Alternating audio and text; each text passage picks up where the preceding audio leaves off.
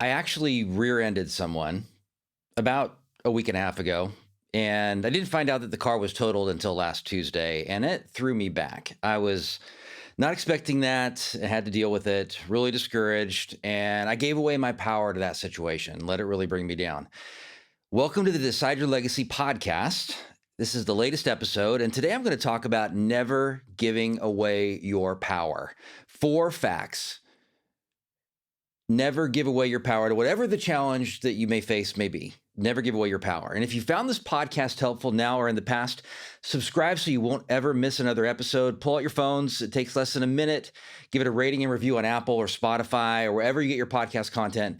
Hundreds of you listening haven't done that yet. And I'd really appreciate it. It helps the podcast to grow more organically, which it has significantly. Just thinking last week, there are days when I know people are talking about it and downloads jump up and spike up, and it's because people tell people about it and there are more reviews and more ratings. So really appreciate that, so it can help more people. So something uncomfortable I did recently, and I share this to challenge you to do the same. I apologized to somebody and they actually responded saying that they appreciated my apology. It was good. It was awkward, but anyway, I did. And then I went and spoke to a company, and first time I'd spoken to this company before. And after the event, I had lunch with everybody that was there, about 40 people there, 50 people there. And I made it a goal to not actually say anything about myself and just to be curious about the people that were actually there. And I realized how hard that is for me because I still struggle with proving my worth to people. But it went well. I got to know some people. It was a German company. I got to know some really cool Germans and had a great time. So I'm your host, Adam Gregg. I'm a legacy coach, a blogger, speaker, mental health professional, and I aim to teach concepts that you can talk to your 6-year-old about and they can understand them and you can discuss them with them. So my goal is to keep it simple.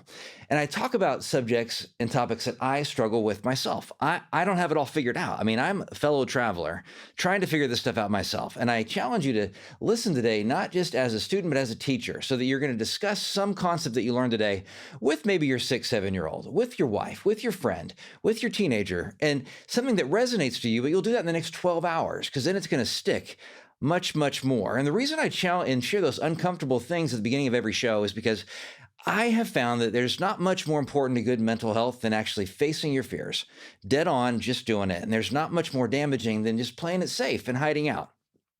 This is the podcast that you do, not just listen to. So I want to start with an action, as I always do. So who or what is something that you give your power away to? So is it a situation? Is it an addiction? Is it your past? Is it a person? Is it romantically or a family member or one of your children? Is it a problem, a health issue? You get consumed by it. You think about it. You focus on it. It controls your emotions. It takes away your joy. Is it a family issue or a loss in your life? Or is it an ideology, like a system of ideas and ideals? So, for example, materialism, or it could be just a political ideology, not necessarily a bad thing, but you're giving your power away to that thing. So it's stealing your joy. I can think of times where I gave my power away to being an Oregon Duck football fan. And if they lost in the national championship game, I knew I was going to lose sleep and it was going to derail me for a little bit. That's being fanatical, which I spoke in the last Decide Your Legacy podcast about. There are times when it's good to be fanatical, kind of excessive, over the top. There are times when you shouldn't be. Most of the time you shouldn't be. You don't want to be. You don't want to be because it's not going to be good for your mental health. So giving your power away to somebody, a problem, a situation, it's stealing that ability, although you're still responsible, but it's giving that power and responsibility away to some other situation. Not a great thing. So write down just something you give away your power to. Speak it in your phone, write it in your journal, pull your car over, something. What do you give your power away to? And just put that down. Is it your boss? Is it your job? Is it materialism? Is it even the kind of legalism? I mean, that can be an ideology. It can be your faith can be a great thing, but legalistic views can be really damaging. Is it something that you got to kind of lay back on? But what are you giving your power away? Is it a parent? Is it one of your kids? And, I had a dream recently. This was really interesting. It was actually last night. I can't believe it, but I had a dream. It was so vivid. I thought it was real. And I believed it. It was like, I had a dream that for some reason, my teeth were in really bad shape. It was really strange, I know. But I woke up believing this was true. And I remember getting up and looking in the mirror because my dream was that my teeth had rotted and that I was thinking about ways that I wouldn't be able to, was going to be avoiding showing these to people, that my teeth were in such bad shape. My teeth are in good shape. I take good care of my teeth, but it was so stinking real, like vivid. And that's what happens here, is we can believe something so vividly that is really not true. And that can be a way of giving our power away. And the problem is that when we give our power to a situation that we believe is true, or that we feel like we have no authority in that situation, like in a relationship or a job or whatever, our finances or whatever, then we feel like we have no choice. And we back ourselves into a corner, and that causes some major problems. It can really cause great anxiety and depression. It can cause us to stop trusting ourselves and our intuition and to go by rules and checklists. It can increase the stress level in our lives, tremendous levels, because we don't believe we have a choice in the situation. I was relieved to see that my teeth were fine. So in this episode today, you're going to learn how to take your power back when you've been giving it away. 4 facts to keep in mind. So fact number 1, and these are hard for me to even tell myself, because a lot of times I do not want to believe that these are facts, but I do believe that they're facts. They're just inconvenient facts. They make my life a lot better, but in the moment they make it more difficult because I have responsibility at that point. And responsibility isn't always fun because it requires vulnerability. You have to make a choice, you have to make a decision, and then you got to do something different, or you don't have to, or you can do something different. So fact number one is you have power over your thoughts. You don't have complete control over your thoughts. Things are going to be intrusive, but you do have power over your thoughts. You have the ability to focus on good things in your life and opportunities or obstacles and problems. You have the ability to determine what you're going to focus on after that initial negative thought or that initial fear or that negative core belief that you have, and whether you're going to feed it or wallow in it. You have power and influence, not total control, but power and influence. I remember really for probably 3 years after my divorce, I kept this narrative in my mind that people are judging me. People are looking at me. I am looked at as a failure. How could you do this, Adam? How could this all happen? And whatever. I mean, all these thoughts, not true, but they went through my mind, and they led me to acting in a certain way where I'd isolate and where I would just get focused on work and that addiction there. And they led me to not being in a great place. But the second thought, after I have that initial thought, is my responsibility. And what I can do is tell myself the truth, or I can keep filling and feeding those lies. The choice is up to me. And so I stopped doing my daily 5 and 5 for a period of time. I stopped doing my gratitude practices for a period of time. I stopped doing journaling and reading at the level that I had done before. I stopped doing some things and not feeding my mind with good stuff, but just wallowing in the bad stuff. There are some actions you can take if you want to work on your thoughts. A couple things you can do. One is stay productively busy. First admit that they are your responsibility. Stay productively busy. So having a schedule and keeping it, having some structure in your life. I got off of that structure in my life. There's a cliche, and it's, an idle mind is a devil's workshop. A cliche is like an opinion. It's overused, and it's often something that is true, but we don't want to hear it, or we have it in a cliche format to make it really convenient, easy. And then it's something we can just really easily discard then because we don't want to really think about it. But there's real truth to that, because if we're just idle and we're just spinning in our own heads and not doing something productive, then we can very easily succumb to that negativity and easily succumb to others' opinions about us that might not be positive, or easily succumb to things that we believe that really aren't true, and not challenge that truth with some kind of thinking that's positive and more accurate and more true. As I go through those questions that I have many times, what's more accurate, healthy, positive, true about this situation, about that initial thought that you can replace it with? And we can be quick to doing that. So I was watching a documentary about Kirk Cousins, quarterback. I'm a fan, and he does and has done for over a decade neurofeedback. And neurofeedback is basically where you're giving yourself some feedback on your thinking patterns. So, for example, when I would do couples counseling, I used to hook up both of the couples to a pulse oximeter, and it would measure their heart rate and their blood oxygenation level. And what would happen in a conflict is one of theirs there was an alarm that would go off when it reached a certain level. And so it would go off because they were so elevated. And at that point, it gave them some information that it's probably not going to be a productive conversation from this point forward until you both take a time out and step back from it, because their heart rate and their oxygenation level were indicating that they were under a great deal of stress. I call that brain lock. They're in brain lock. How do we get out of that? We can do that with ourselves we can give ourselves some feedback, because your body's telling you, as as you get in tune with it that you're not thinking straight, that you're under stress. You may carry it somewhere. I carry it in my stomach.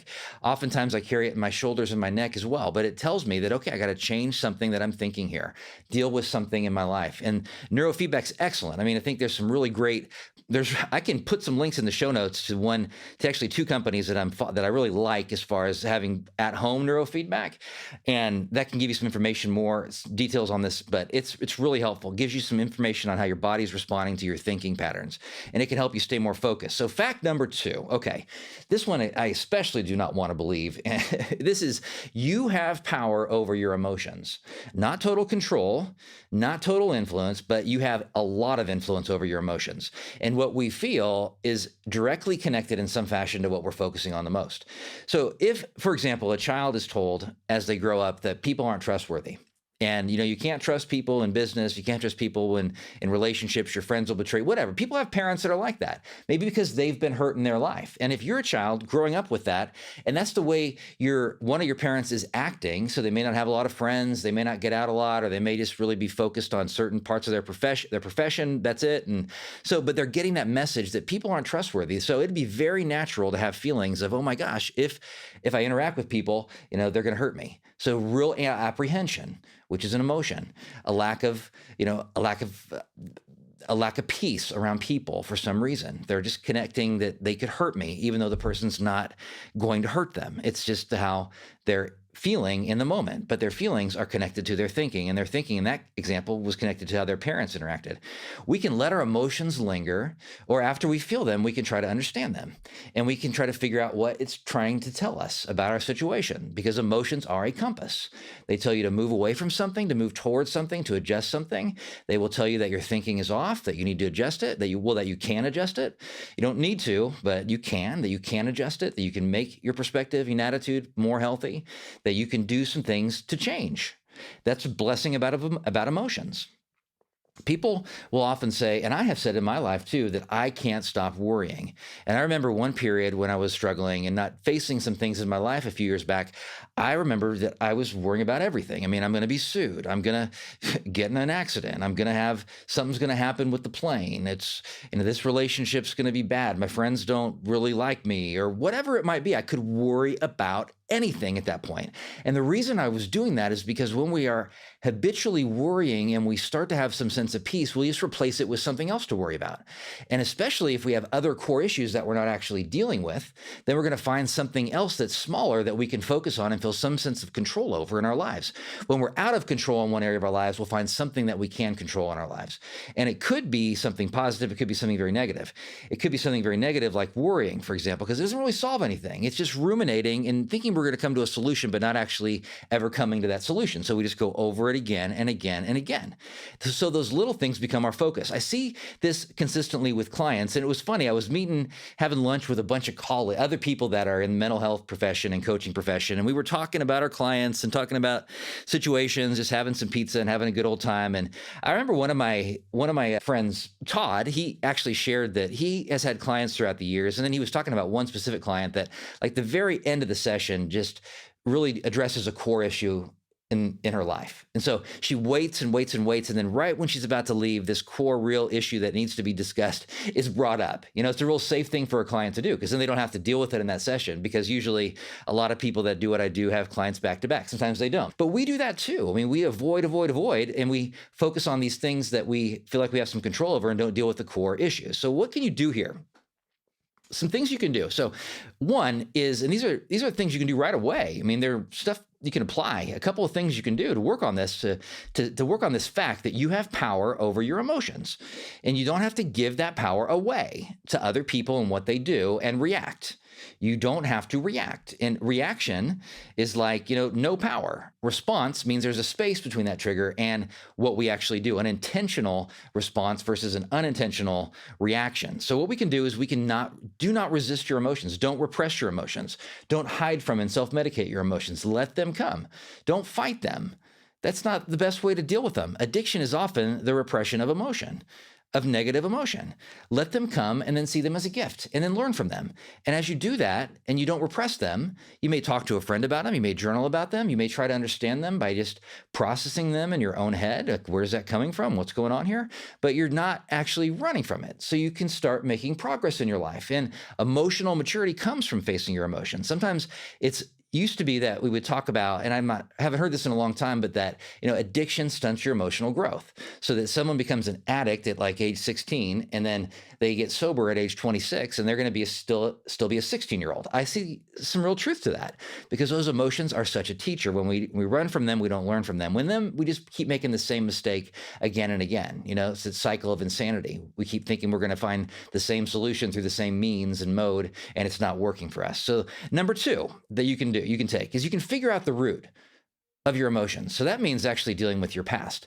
That means actually figuring out, well, what is really triggering me here? I'm triggered in this situation where somebody is rejecting me, but the emotion is so strong. It's like, I'm going to die, and I'm not going to die. It's just a sales call. Well, what's going on here? And then you ask yourself, what is really happening here? And you get to know yourself and understand. And over time, and it may be talking to a friend or a therapist or a coach or a pastor, or maybe journaling, but you realize that, okay, that's connected to my past in this way because I experienced some great rejection as a kid. And I don't want to experience that again. That's why I'm having this shut down, run away, cut off kind of response, emotional cutoff kind of thing. And then you realize that I have some power over that response. So you're like, that's triggering me because, in a very strong way, in your head, you're saying this because of what happened in my past. And I don't have to react. I can respond, and I can ask questions, and I can be curious, and I can listen, and I don't have to run. I can deal with the root cause. And that is power. I'm telling you, man, that is serious power when you recognize that, okay, this is not in this present situation. This present situation ain't the problem. I can handle this present situation now. I just don't think I can handle it because of what I experienced in the past. But I have power and confidence, and I can handle it. I had a client last week tell me that. It was the exact same thing. It was like, this guy, in that moment, I thought, you have made a breakthrough. It was like a new person, the way he was talking. And he was seeing that he does not have to be and give his power away to the past, and does not have to give his power away to relationships, and that he has choice in the matter, because we believe we don't have choice in our thoughts and in our feelings, but we do. And we don't have to give it away. And I've seen that with health problems for people. I've seen that with tragedy. I've seen that with people that go through severe neglect and abandonment and all kinds of major issues where they retain their power and they don't give it away to that situation. And that's so inspiring. And we have so many inspiring stories throughout history of people who have done that. And it inspires me today. And I want to be an inspiration to other people by moving forward through difficult situations, knowing that as hard as it seems in this situation, I don't have to give my power away. So if you found this podcast helpful so far, hit the link to Shatterproof Yourself, 7 small steps to a giant leap in your mental health. You'll only get that through subscribing through that link, and you will not want to miss that. It's a brief video and workbook, actionable tools that can transform your life. So fact number 3, again, I don't want to believe this, but I know it's true. You have power over your response to others, to other people. When people say to me, they made me do it, or they're making me feel so sad, or they're making me so angry, or that situation's making me so angry, or this occurred and that occurred and I can't get over it, I can't shake it, they're giving their power away to that situation. And we're not talking about grief here, because grief is a natural depressive cycle we go through. And we come out on the other side at some point where we're accepting the situation and seeing how it can be used for good, and seeing how it can be a blessing to others. Not that we're glad it happened, but we're getting to the other side and moving forward. But this is different. This is when we're wallowing and stuck, and we're blaming at that point. We're blaming this external thing for keeping us in this situation, this health issue, our education, our lack thereof, the mistakes we've made in the past, whatever it may be. So we have control over our initial response to other people. We don't have to react. We don't have to actually react. You can react or you can respond.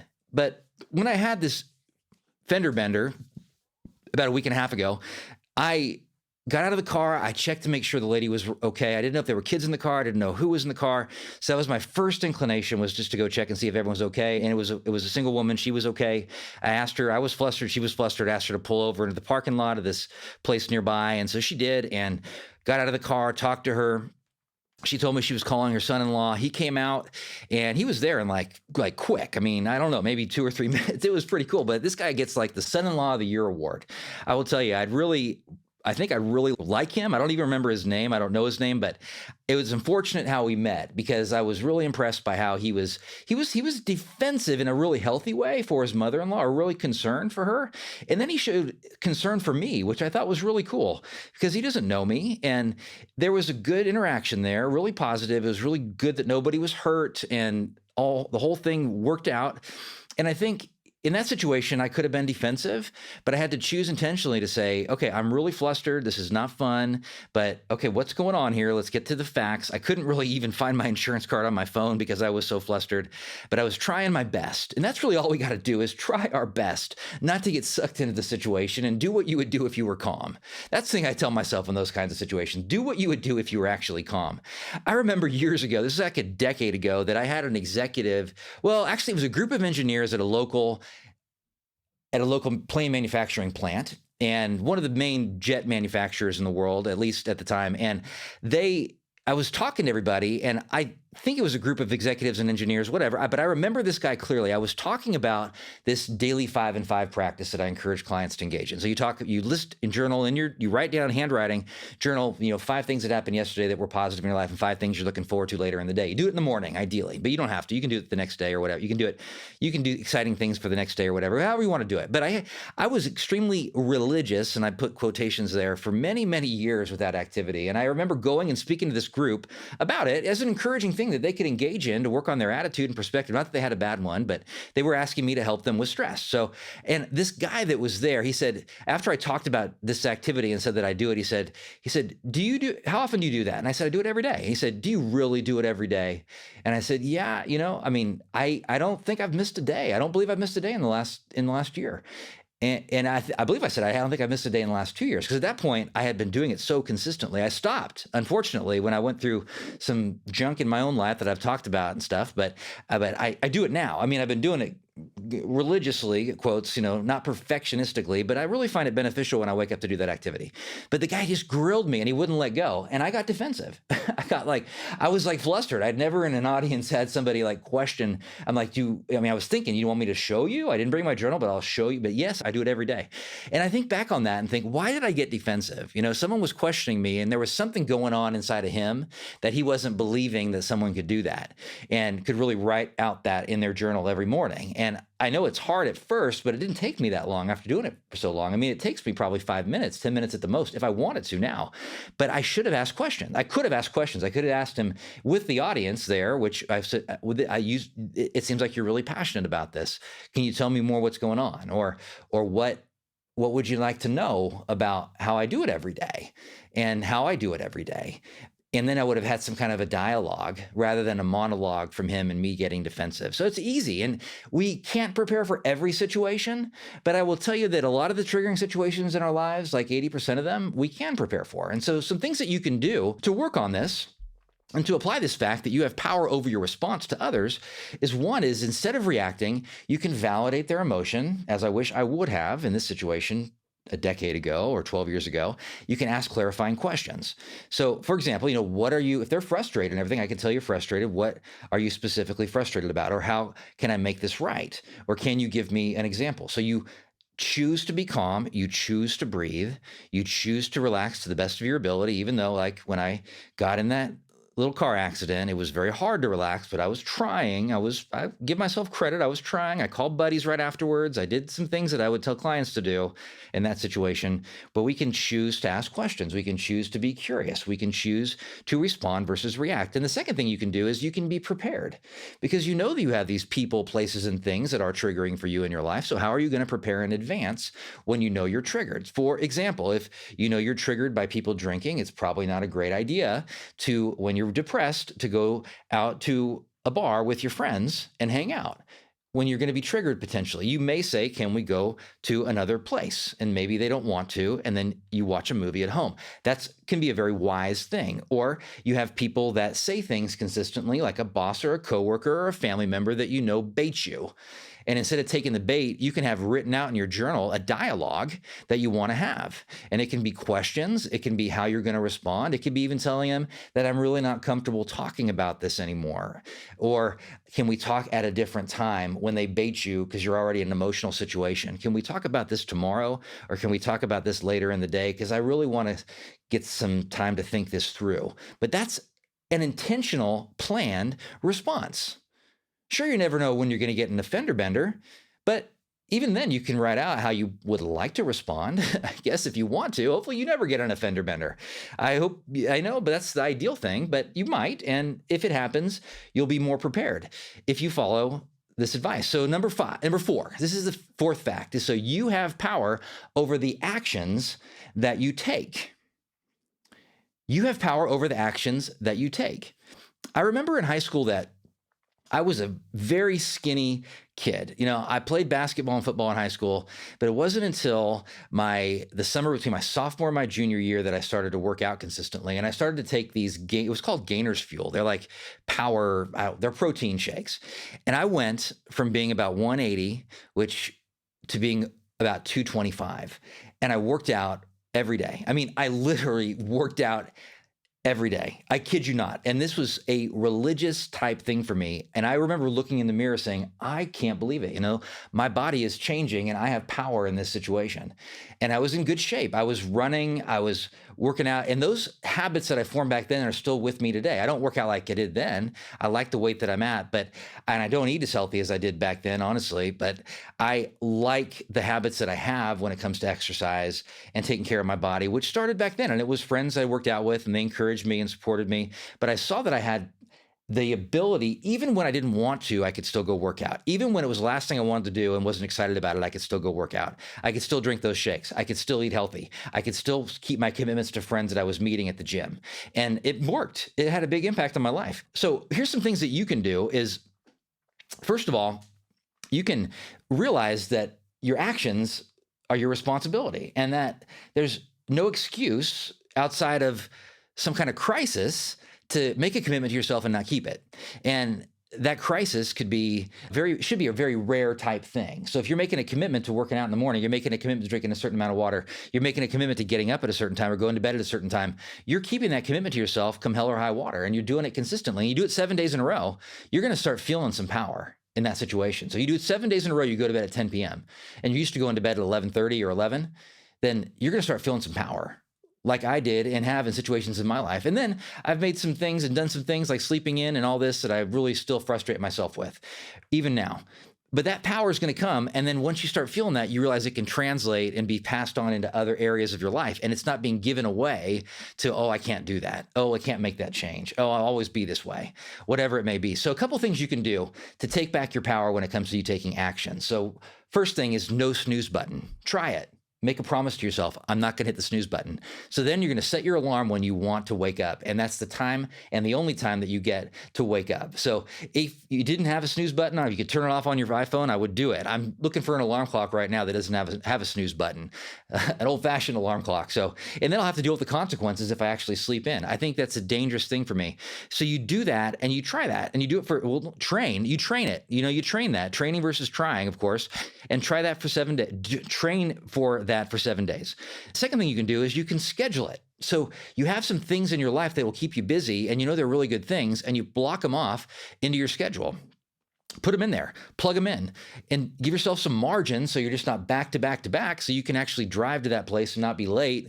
You give yourself some drive time, some rest time, some time in between and everything, but you have a schedule. And then what you can do too is you can create habits on top of that schedule. That if you have ever heard of the concept of habit stacking, it's, you do something and then you have a habit that you have created after you do that. So when you get up at 5:45, then what your habit is that you end up reading for 15 minutes, and then after you read for 15 minutes, you stack another habit on top of that, which is you go and work out for 45 minutes. And then you have another habit after that, which is you take a shower after that. And you have your kind of this ideal morning routine that you place, and it's habit stacking, or if it's after you brush your teeth, you encourage your kids and your wife, and you do it every day. Or you do it, for me, it's really important if I'm going to start changing a habit that I do it every day for a period of time to make it something that sticks. So if I want to be more encouraging to my daughter, for example, if I decide that every day I'm going to say something encouraging that's genuine, that's authentic, that's real, it's not manufactured, but I'm going to be in that mode where I'm thinking about things that I can point out to her that I really appreciate, admire, or thankful for in her life. And that starts creating a habit for me. It's an action, and it's an action you can take. You can do those kinds of things. So let's go ahead and recap. Fact number 1, you have power over your thoughts. Fact number 2, you have power over your emotions. Fact number 3, you have power over your response to others. And fact number 4, you have power over the actions that you take. Remember my rule, 20% of transformational change is insight. It's clarity that you gain. And then 80% is action. So you get that clarity and insight, and then it propels you forward, but you still have to make a choice to go ahead and make that change, to do something different. Insight is less important than action. What from this podcast today resonates with you most? In the next 12 hours, talk about a concept with somebody, teach it to somebody, something that resonates naturally for you, and then take an emotional risk based on what you have learned today in your own life. If you love this episode, post a screenshot of the episode with you listening to it on your Instagram, and then tag me, Adam Gregg. Really appreciate it, and I will respond. As long as there's not like 500, I will respond to every one. So if there's just 100, I'll respond to every one, okay? That's my commitment right now on this podcast. So have me out to speak live or over Zoom. I love doing things all over the world, and love my team to engage with you as well. So you can hire me or one of my other certified legacy coaches to work with you. And it could be working with you on this stuff, on giving your power away. So I'm going to sign off today the way that I always do. Make it your mission to live the life now, today, that you want to be remembered for 10 years after you're gone. You decide your legacy, no one else. I appreciate you greatly, and I'll see you next time.